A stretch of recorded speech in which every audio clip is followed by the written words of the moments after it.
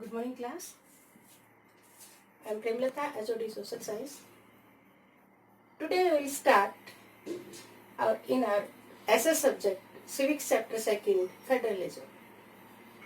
So in first chapter we have discussed lot of things about Europe continent and Asia continent. So all are aware about the power sharing, and federalism is the referred name of power sharing in modern era. So we will discuss the meaning of federalism, the features of federalism, then types of federalism. So in today's topic, what is federalism? First of all should know the meaning of federalism. Federalism is a system of government in democratic countries where the power is shared among different levels of government as well as in different tiers of governments, means the organs of governments. Some terms are there. First of all, we go through these terms. First one is constitution. So in previous classes also, in 8th class and 9th class also, you have discussed about this term. Constitution is a set of rules according to those rules and regulations the government is governed. Next one is federation. Federation is a system of power sharing among different tiers. Next one is unitary government. Unitary government means all the powers are controlled by a single level of government. Later we will discuss the difference between the federation and the unitary government also. So now come back on today's topic. What is federalism? Is it clear to all? It will be clear with the help of this map. Open page number 14 in your textbook chapter 2 and look at this world map. In this map, some countries or continents are shown by the coloring. These are denoting here the federal countries. In those countries, federal system is followed. So we will discuss through the continents in descending orders. First of all, look at the map and tell me some questions. How many countries are having federation or federal system in Asia? India and Pakistan. Okay, good, very nice. In Africa continent? South Africa.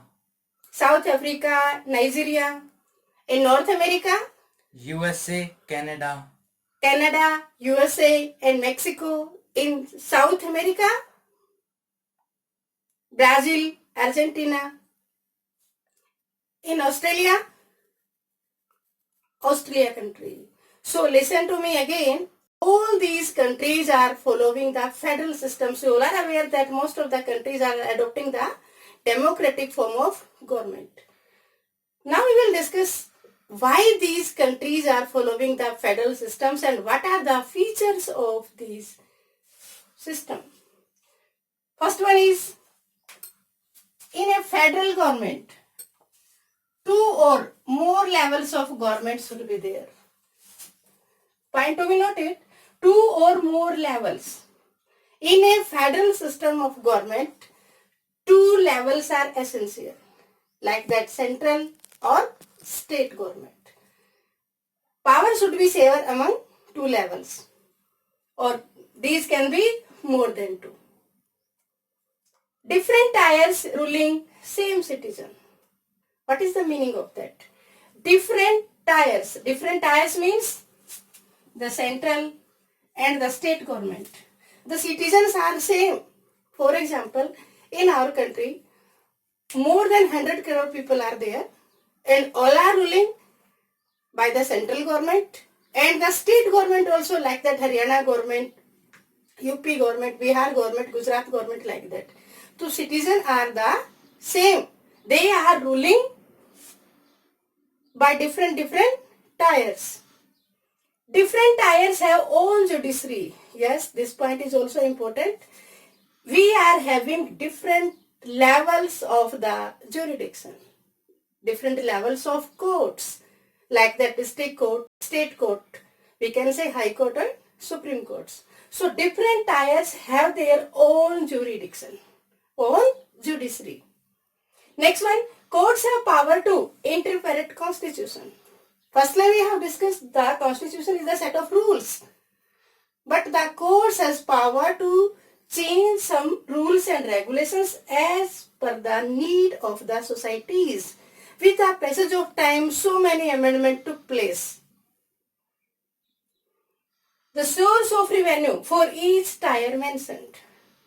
So listen, it is clearly mentioned that what are the source of the income at different levels of government.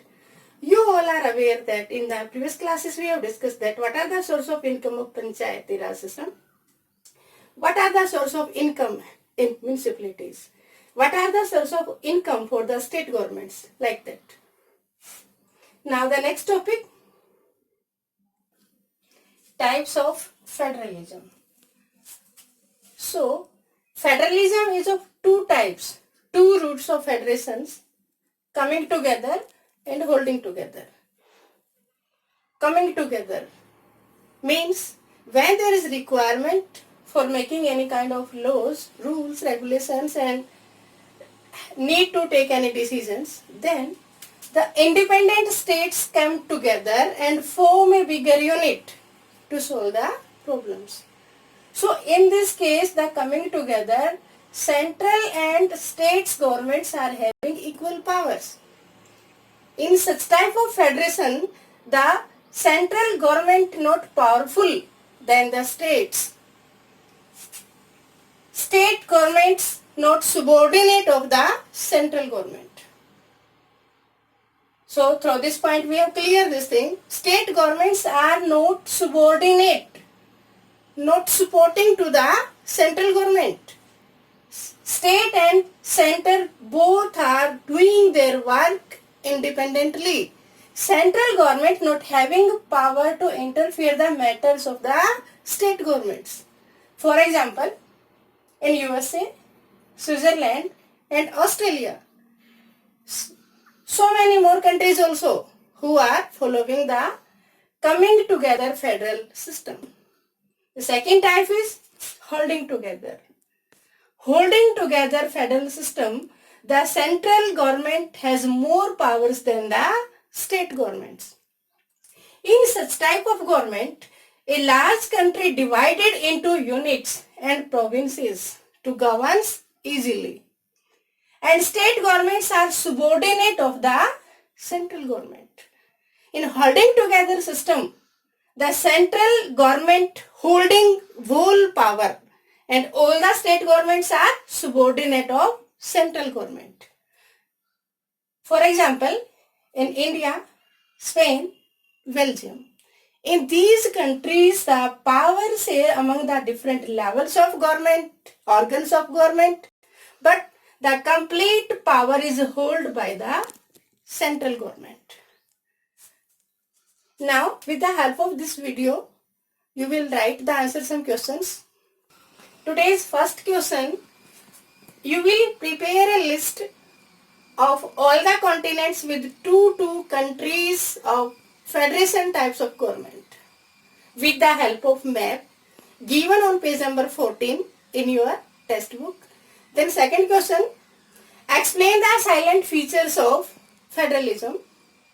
Question number third, distinguish between coming together and holding together federal system. Thank you. Have a nice day.